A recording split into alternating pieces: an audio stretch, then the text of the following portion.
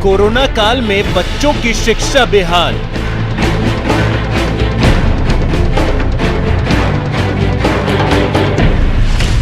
पढ़ाई जरूरी, लेकिन सेहत की सुरक्षा भी जरूरी।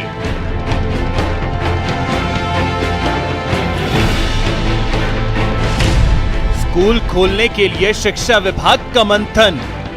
हम ये चाहते हैं ऐसा कोई रास्ता निकले कि हमारे बच्चे संक्रमित भी नहीं हो, उनका जीरो सेशन भी नहीं हो, उनकी पढ़ाई भी जैसी भी हो वो भी बाधित नहीं हो, उनको पढ़ाई भी मिले। तो इसके लिए हम प्रतिदिन इस बात की चर्चा करते हैं। शिक्षा विभाग का मत, जीरो सेशन विद्यार्थियों के हित में नहीं। जीरो सेशन होता है तो बच्चों का एक साल बर्बाद हो जाता है, जो राजस्थान की सरकार, अशोक गहलोत या हम नहीं करना चाहते। सरकार को रिपोर्ट भेजेगा शिक्षा विभाग। कमेटी है वो सबसे चर्चा करके जल्दी एक रिपोर्ट देगी, मैं समझता हूँ 30 तारीख तक, और वो रिपोर्ट के आधार पर फिर मुख्यमंत्री जी से चर्चा करके हम लोग फैसला लेंगे। रिपोर्ट के बाद सरकार लेगी अंतिम फैसला।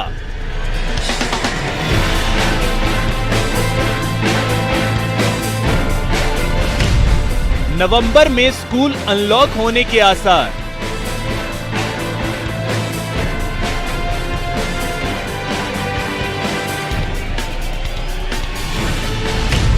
नौवीं से 12वीं क्लास के स्टूडेंट्स के लिए खुल सकते हैं स्कूल।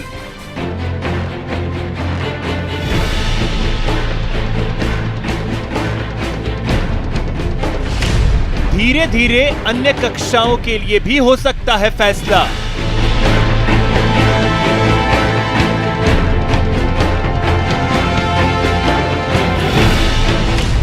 स्कूल अनलॉक कितना जरूरी?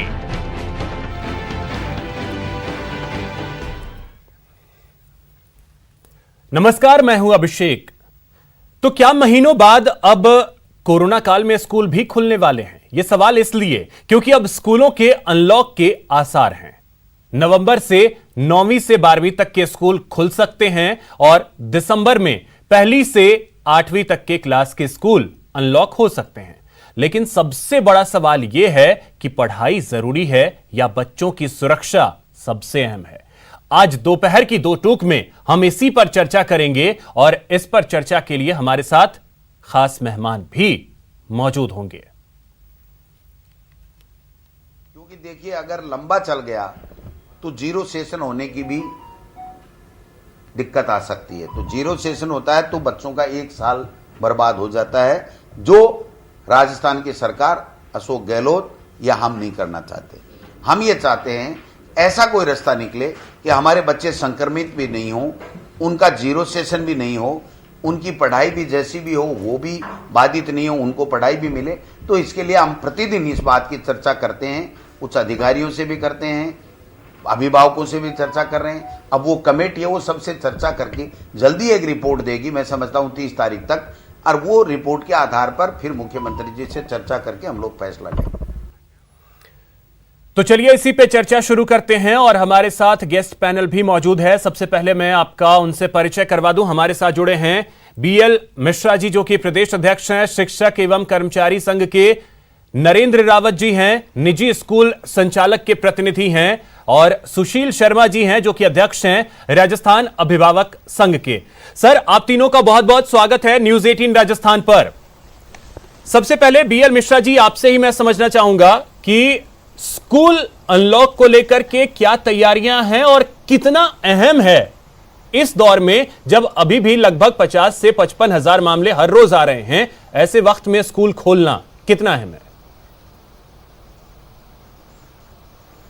देखिए, जहाँ तक मेरा मानना है कि कोविड-19 का जो संक्रमण है, इससे राजस्थान सहित पूरे भारतवर्ष के शिक्षण संस्थान प्रभावित हुए हैं। लेकिन एक बहुत लंबा समय इस व्यवस्था के तहत निकल चुका है, जिससे सरकार भी चिंतित है, अभिभावक भी चिंतित है, शिक्षक भी चिंतित हैं और विद्यार्थियों को भारी नुकसान हो रहा है। इस शिक्षा का हो रहा नुकसान, इसकी भरपाई तो हो सकती है, लेकिन जीवन का अगर कोई नुकसान हो जाए तो वो सबसे बड़ा नुकसान होगा। आज ज़रूरत इस बात की है कि विद्यार्थी का जो शिक्षा में जो नुकसान हुआ है उसकी भरपाई भी हो, विद्यार्थी का जीवन भी सुरक्षित रहे और अभिभावक का भी संतुष्टि अधिक से अधिक हो, इस प्रक्रिया को देखते हुए एक ऐसी योजना बनाने की ज़रूरत है जिससे कि विद्यार्थी को शिक्षा का नुकसान नहीं हो, अभिभावक मानसिक रूप से परेशान नहीं हो और जीवन का किसी भी स्तर पर किसी भी स्थिति में नुकसान नहीं हो। विद्यार्थी सुरक्षित रहे, शिक्षक सुरक्षित रहे और विद्यार्थी की शिक्षा भी सुचारू रूप से हो, जिससे कि मानसिक रूप से अभिभावक प्रभावित नहीं हो और विद्यार्थी भी शिक्षा से वंचित ना रहे। तो ऐसे में एक और चीज अगर मैं आपसे समझूं, जो सरकार आगे बढ़ रही है, जो तैयारियां चल रही हैं, लगातार चर्चा ये हो रही है कि संभव ये भी है कि नवंबर में 9वीं से लेकर 12वीं तक के स्कूल खुल जाएं। तो आपको लगता है कि इस वक्त स्कूल खोल देने को लेकर के भी हम तैयार हैं पूरी तरीके से? व्यवस्थाएं हमारे पास उस लेवल की हैं, हर स्कूल के पास वो व्यवस्थाएं हैं? शिक्षक अपने स्तर पर विद्यार्थियों को पढ़ाने के लिए बिल्कुल तैयार है, लेकिन सरकार को ये सोचना पड़ेगा कि विद्यालय में जब विद्यार्थी जाएगा तो उसके साथ वो संक्रमित नहीं हो, उस पर किसी प्रकार का कोई ऐसा प्रभाव नहीं हो, उसका अभिभावक चिंतित नहीं हो, विद्यालय में सैनिटाइज की पूरी व्यवस्था हो, शिक्षण की एक ऐसी व्यवस्था हो कि जिससे एक साथ विद्यालय में विद्यार्थियों की भीड़ ना हो पाए, विद्यार्थी एक साथ इकट्ठे ना हो पाए, रोटेशन कोई ऐसा सिस्टम हो कि आज एक क्लास आ गई, कल दूसरी क्लास आ गई, विद्यार्थियों की सोशल डिस्टेंसिंग का पालन हो। इस प्रकार की एक सरकार की योजना तैयार की जाए जिससे कि शिक्षण व्यवस्था भी सुचारू रहे और किसी प्रकार का संक्रमण ना फैले। नहीं, सरकार की योजना, सरकार की गाइडलाइंस, उसको लेकर के हम कितने तैयार हैं, हमें ये चीज भी तो देखना होगा। उसके बाद अभिभावक क्या सोचते हैं, इसको भी तो ध्यान में देना होगा। सुशील शर्मा जी, मैं अगर आपसे समझूं, आप राजस्थान अभिभावक संघ के अध्यक्ष हैं, अभिभावक इस चीज को लेकर के क्या सोच रहे हैं? वो कितने तैयार हैं अपने बच्चों को स्कूल भेजने के लिए? जी देखिए, मैं इस बारे में कहना चाहूँगा कि अभी एक सर्वे हमने कराया है जो राजस्थान में, इसी तरीके का एक सर्वे जो यूपी में हुआ है, उसमें 93% जो पेरेंट्स हैं वो अपने बच्चों को स्कूल भेजने के पक्ष में नहीं है। सबसे बड़ा कारण ये है कि जब हम जानते हैं कि भारत के पूर्व राष्ट्रपति जो प्रणब मुखर्जी साहब जो है वो कोरोना की वजह से जो है एक्सपायर कर गए। इसके अलावा अमित शाह हैं, जो डोनाल्ड ट्रंप हैं, अभी आज ही अगर आप देखेंगे शाहनवाज हुसैन है, रूडी है, राजू प्रताप रूडी है, ये जब इन्फेक्टेड हो गए, ये सब लोग क्वालिफाइड हैं। जो चीफ जस्टिसेस जो है कोर्ट्स के, वो जो है इतने लर्नेड हैं, वो इससे इन्फेक्ट हुए हैं। अगर आपको मालूम हो, पिछले 2 या 3 महीने पहले जो सुबोध स्कूल के जो है 60 टीचर जो है वो पॉजिटिव पाए गए। और ये सारे लोग वो हैं जो कि हाईली एजुकेटेड हैं, जिनके पास में सोशल डिस्टेंसिंग मेंटेन कर सकते हैं, जो पूरे कोरोना रूल्स जो है वो फॉलो करते हैं। जब ये लोग संक्रमित हो सकते हैं तो उसके बाद में बच्चे इन चीज़ों से बच पाएंगे, ये तो समझ पाना नादानी होगी। और अगर सरकार खोलती है तो ये डेफिनेटली एक कोरोना एक्सप्लोजन के लिए रास्ता खोलेगी और ये बहुत भारी भूल साबित होगी, ये मेरा मानना है। नहीं, और हम पेरेंट्स बिल्कुल इस फेवर में नहीं है कि जब तक कोई कोरोना की नहीं, सरकार तो ये कह रही है कि हम लगातार अभिभावकों से संपर्क में हैं, बातचीत कर रहे हैं। मैं एक अभिभावक के तौर पे अगर आपसे समझूं, क्या आप अपने बच्चे को स्कूल भेजने के लिए तैयार हैं उस नजरिए से? क्योंकि एक बच्चा, उसे नहीं पता है कि ये चीजें क्या हैं, कहां छूना है, कहां नहीं छूना है, कौन इन्फेक्टेड है, नहीं इन्फेक्टेड है, क्या है, सोशल डिस्टेंसिंग क्या होता है, जो पहली, दूसरी, तीसरी, चौथी कक्षा में पढ़ता है, उस बच्चे को नहीं पता। उस नजरिए से मैं आपसे समझना चाह रहा हूं। जी, इनफैक्ट आपने तो पहली, दूसरी से चौथी कक्षा के बच्चों की बात की। मैं ये कहता हूं कि 10th के या 11th के या 12th के बच्चे भी क्या इतने मैच्योर हैं? जब इतने मैच्योर लोग जो लर्नेड हैं, जिनको सारी चीजें मालूम है, जिनको इसकी कोरोना की ग्रेविटी मालूम है, सीवियरिटी मालूम है, जो इंटरनेशनल पॉलिटिक्स के बारे में जानते हैं, इंटरनेशनल जो सिनेरियो क्या है ये कोविड का वो जानते हैं, जब वो लोग इन्फेक्ट हो सकते हैं तो ये 10th या 11th या 12th के बच्चे के लिए तो बिल्कुल ही नामुमकिन है। सरकार क्या चाहती है वो कौन से अभिभावकों के संपर्क में, किन पेरेंट्स ने उनको कंसेंट दिया, ये हमको मालूम नहीं है। लेकिन कम से कम हम as the parents association, we are deadly against this reopening of schools during corona time. अब एक चीज नरेंद्र रावत जी, मैं आपसे अगर समझूं, निजी स्कूल क्या सोच रहे हैं, या स्कूल जो भी हैं वो क्या सोच रहे हैं, स्कूल संचालक, कि क्या स्कूल खोलने के लिए वो पूरी तरीके से तैयार हैं इस वक्त? जी सर, मेरी लास्ट टाइम भी इस रिगार्डिंग डिबेट में बात हुई थी कि जहाँ तक हमारा मानना है कि सारे स्कूल रेडी हैं अब स्कूल खोलने के लिए, और कहीं ना कहीं हमें इस कोरोना काल में अब कहीं ना कहीं हमें फोकस करना ही पड़ेगा एजुकेशन सिस्टम को लेके, कि जिस तरीके से कहीं ना कहीं बच्चों में एक मेंटलिटी चेंजेस, एक फिजिकली चेंजेस आ रहे हैं, और एजुकेशन सिस्टम बहुत जरूरी है बच्चों की हेल्थ के लिए भी और बच्चों के करियर के लिए भी। और कहीं ना कहीं नरेंद्र सारे जी, स्कूल वाले एजुकेशन स्कूल खोलने के लिए एजुकेशन जरूरी है या हेल्थ जरूरी है? इन दोनों में सबसे इंपॉर्टेंट क्या है? सर देखिए, जीवन जीने के लिए सबसे इम्पोर्टेंट चीज है कहीं ना कहीं लाइफ को बेटर जीने के लिए कहीं ना कहीं एक बेटर एजुकेशन होना बहुत जरूरी तो है। जब हमारे पास और लाइफ वो ही नहीं होगी तो हम उसको बेटर खुद कैसे के लिए करेंगे? नहीं बल्कि कई, सर कहीं ना कहीं आप इस पूरे विश्व की बात करें कि जो बच्चों 0 से लेके और 17 साल तक के बच्चों का जो डेथ रेट जो जा रहा है वो 0.06% जा रहा है। इससे कहा जा रहा है कि बच्चों की डेथ होने के 0% चांसेस है। सर डेथ रेट पे तो मैं जा ही नहीं, मैं इस चीज इन्फेक्शन रेट पे ही अगर आप जाएं, एक बच्चा अगर अपने स्कूल से इन्फेक्टेड होकर के घर पहुंचता है, घर में कितने लोग होते हैं, माता पिता भाई बहन दादा दादी, उसके बाद क्या होगा? इस हर एक एस्पेक्ट आपको देखना पड़ेगा। इजराइल ने स्कूल खोला, उसके बाद वहां क्या स्थिति हुई हर कोई जानता है। जिस तरीके से गवर्नमेंट की गाइडेंस के अकॉर्डिंग एग्जाम कराए गए हैं 10th के 12th के, और जिस तरीके के और भी एग्जाम्स कराए गए, बेहतरीन तरीके से एग्जाम्स हुए हैं बिना किसी परेशानी के, उसी तरीके से स्कूल के पास एक प्रॉपर स्टाफ होता है, वो स्टाफ प्रॉपर तरीके से मैनेज करेगा सारे बच्चों को, और बैच बनेंगे, हर 3 आवर्स की एक प्रॉपर वे में क्लासेस चलेगी, अल्टरनेटिव डेज में क्लासेस चलेगी।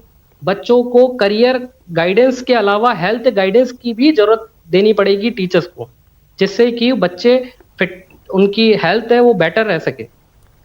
सुशील जी कुछ कहना चाहूंगा। सुशील जी, पहली बात तो यह है नरेंद्र जी ने जो बातें कही, जी आपके बच्चे के स्कूल के प्रिंसिपल अगर आपको यह आश्वासन देते हैं, आप कितने आश्वस्त हो पाएंगे? जी 0% मैं आपको जवाब देता हूं। पहली बात, ये सिर्फ स्कूल पहुंच जाना काफी नहीं। सबसे पहली बात, मेरा बच्चा स्कूल जाएगा जो ऑटो से जाएगा, ऑटो में सोशल डिस्टेंसिंग कैसे मेंटेन करेगा, पहली बात। ठीक, बस के अंदर जाएगा, बस में क्या सोशल डिस्टेंसिंग कैसे मेंटेन करेगा। इसके अलावा आप देखिए कि मतलब यानी उसके अंदर रास्ते के अंदर जो वो इन्फेक्ट होने के उसके पूरे चांस है, और इसमें कौन सा बच्चा सिम्टोमेटिक है और कौन सा असिम्टोमेटिक वो कोई भी नहीं जानता। उसके अंदर ऑटो के अंदर हो गया। अब ये जो कह रहे हैं कि भैया जो स्कूल वाले कर देंगे, अगर एक स्टूडेंट, अभी आपको मैं बता दूं, यूपी में बाराबंकी के अंदर स्कूल खोल दिया गया एक, और उसके अंदर 38 बच्चे गए थे मात्र, और मात्र 38 बच्चों के अंदर जो जाने के अंदर 2 बच्चे पॉजिटिव हुए, और उसका मतलब पूरा स्कूल बंद हो गया। अब वो बच्चे जो सिर्फ बच्चे 2 ही हैं, लेकिन उनकी वजह से ये 38 फैमिलीज जो की है वो पूरी की पूरी क्वारंटाइन होगी। ये 38 का मैं आपको आंकड़ा दे रहा हूं। अगर यही स्टूडेंट्स 300 या 500 या 1000 होंगे तो वो कहां फैलाएंगे, कहां जाएंगे, उनका इन्फेक्शन कहां पहुंचेगा वो कौन जानता है। ये सिर्फ क्या स्कूल खुल जाएगा इसलिए हम अपने बच्चों को भेज दें? ये स्कूल खुल जाना मतलब ये शिक्षा देना, कभी शिक्षा बेहद जरूरी है, इसमें कोई दो राय नहीं, लेकिन शिक्षा से भी ज्यादा जरूरी है हेल्थ, क्योंकि हमने बचपन से यही सीखा है, हेल्थ इज वेल्थ। अगर आपके पास हेल्थ है तो सब चीज आप भविष्य में कर सकते हैं। बीएल मिश्रा साहब, एक चीज अगर मैं आपसे समझूं, देखिए जो बातें नरेंद्र जी ने कही वो भी अपनी जगह सही है, इसमें कोई दो राय नहीं है कि तैयारियां तो हम उस लेवल पे करेंगे तभी तो शायद जाकर के, क्योंकि कोरोना कितने दिन में खत्म होगा ये कोई नहीं जानता। इसको लेकर के किस हद तक तैयारियां जो हैं हमें करनी पड़ेंगी, वो चीज अगर मैं आपसे समझूं कि किस लेवल पे हमें जाकर के तैयारी करनी होगी, क्योंकि ये कोई ऐसी बीमारी नहीं है कि मुझे हो गया तो बस मुझे होगा, नहीं, ये मेन टू मेन फैलता चला जाएगा। तो ऐसे में किस लेवल पे जाकर के हमें तैयार करना होगा, क्योंकि हमें यह भी ध्यान देना होगा कि बच्चों की शिक्षा भी जरूरी है। देखिए, अभिभावक के रूप में सुशील जी ने जो बात कही है उससे मैं पूरी तरह से सहमत हूं। किसी भी बच्चे की जिंदगी सबसे ज्यादा महत्वपूर्ण है, बिल्कुल, बच्चे का जीवन सबसे ज्यादा महत्वपूर्ण है, लेकिन शिक्षा का भी नुकसान ना हो, जितना संभव हो सके अभी माध्यमिक शिक्षा बोर्ड की जो परीक्षाएं हुई थी 12th क्लास की और 10th क्लास की, वो राजस्थान के सभी शिक्षकों ने मिलकर के कराई। लेकिन उस परिस्थिति में सबसे बड़ी चुनौती प्रारंभिक शिक्षा की है। पहली कक्षा से लेकर के 8वीं तक का बच्चा इतना नादान होता है कि उसको समझ नहीं होती, वो मास्क को लगा करके नहीं रख सकता, सैनिटाइज नहीं रख सकता, सोशल डिस्टेंसिंग को नहीं समझ सकता। 9th क्लास और 12th से लेकर के 12th क्लास की सबसे बड़ी समस्या यह है कि 9th क्लास का बच्चा इस बात 9th क्लास से लेकर के और 12वीं क्लास तक का बच्चा इस बात को लेकर के मनोवैज्ञानिक रूप से दबाव में है कि मेरे कैरियर का क्या होगा। वो इतना बच्चा अपने कैरियर को समझता है, पहली से 8वीं तक के बच्चा कैरियर को नहीं समझता है कि उसका भविष्य क्या होगा। इस बात को लेकर के सरकार भी चिंतित है, समाज भी चिंतित है, अभिभावक भी चिंतित है और विद्यार्थी भी चिंतित है।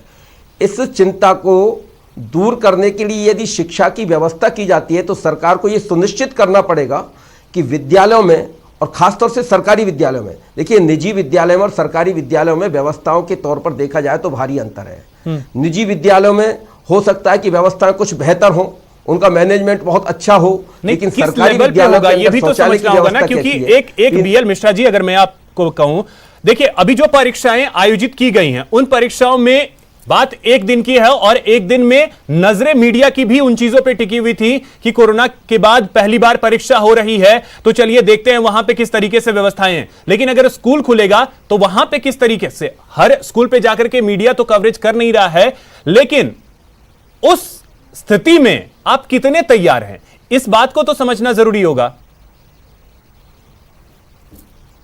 देखिए मेरा मानना यह है कि सरकार भी इस विषय को लेकर के बहुत गंभीर है। सरकार भी कोई भी गाइडलाइन ऐसी जब तैयार करेगी तो निश्चित रूप से मेरा मानना है कि सरकार अभिभावक के साथ साथ सरकार भी बच्चे के जीवन के साथ बहुत संवेदनशील है। सरकार कभी भी कोई ऐसा फैसला नहीं करेगी कि जिससे बच्चे का जीवन किसी के प्रकार के खतरे में पहुंचे। एक ऐसी गाइडलाइन हो जिससे बच्चे का जीवन, सबसे पहली प्राथमिकता बच्चे की सुरक्षा है, बच्चे का जीवन सुरक्षित रहे। बच्चे का अगर जीवन सुरक्षित नहीं रहेगा तो इस प्रकार की शिक्षा का कोई महत्व नहीं है। सरकार की गाइडलाइन के ऊपर डिपेंड करता है कि सरकार अपनी गाइडलाइन कैसी तैयार करती है, सरकार की योजनाएं क्या है, लेकिन शिक्षक सरकार के साथ खड़ा है और विद्यार्थी के साथ खड़ा है। बिल्कुल। अब एक चीज नरेंद्र रावत जी, अगर मैं आपसे समझूं कि जिस तरीके से आपने सुना होगा कि फैमिली ही उस तरीके से आश्वस्त नहीं हो पा रही है कि वो अपने बच्चों को भेज पाए, अब ऐसे में बड़ा सवाल यह कि सरकार अगर गाइडलाइंस लाती है और उस गाइडलाइंस के तहत स्कूलों को खोला जाता है, पहले 9वीं से 12वीं तक के, जैसे अभी भी 9वीं से 12वीं तक के स्टूडेंट्स जो हैं वो अपने पेरेंट्स की इजाजत लेकर के पहुंच सकते हैं, तो अगर सरकार स्कूल खोलती है उसके बाद पेरेंट्स अगर स्कूल भेजने के लिए बच्चों को तैयार नहीं हो पाते हैं, तब स्कूल क्या करने जा रहा है? क्या ऐसा नहीं लगता कि एक साल चलो थोड़ा सा रुक ही जाते हैं, क्योंकि कोरोना को लेकर के जो बातें कही जा रही हैं कि हो सकता है अगले साल हमें वैक्सीन भी मिल जाए?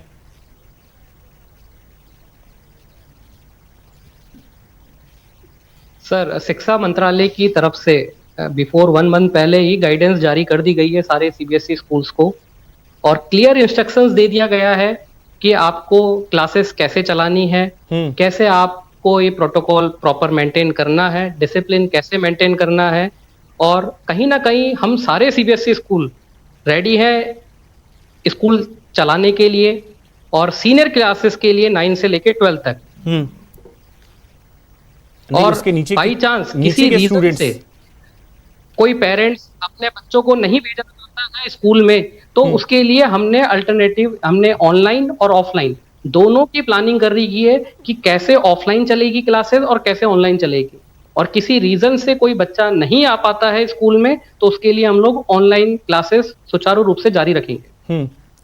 नहीं, 9वीं से 12वीं, लेकिन उससे नीचे के क्लासेस जो हैं वो अगर मैं आपसे समझूं,